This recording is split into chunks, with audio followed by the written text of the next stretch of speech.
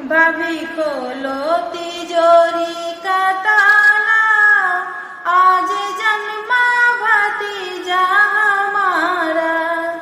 भाभी खोलो तिजोरी का ताला, आज जन्मा भतीजा हमारा।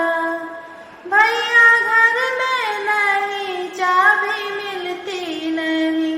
भैया घर में नहीं, चाबी मिलती नहीं। भाभी करना ना कोई बहाना, आज जन्मा भतीजा हमारा। भाभी करना ना कोई बहाना, आज जन्मा भतीजा हमारा। आई आई है आज छठी की बहर, आई है आज छठी की बहर। निकलने का दिन है हमारा, आज जन्मा भतीजा हमारा।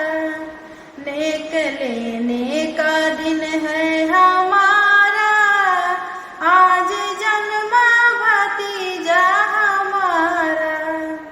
भाभी खोलो तिजोरी का ताला, आज जन्मा भतीजा हमारा।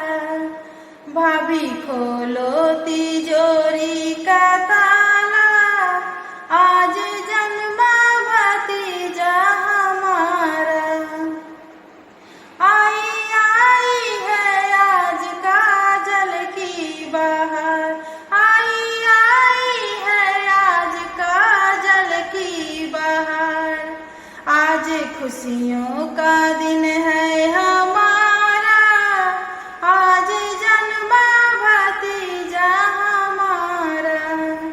आज खुशियों का दिन है हमारा, आज जन्मा भतीजा हमारा।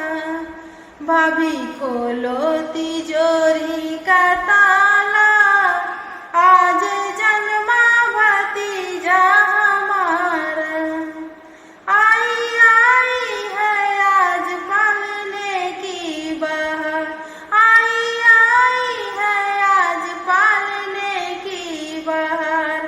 पालना झूले भतीजा हमारा, आज जन्मा भतीजा हमारा।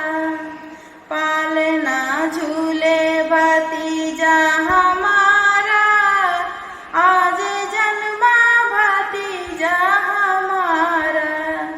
भाभी खो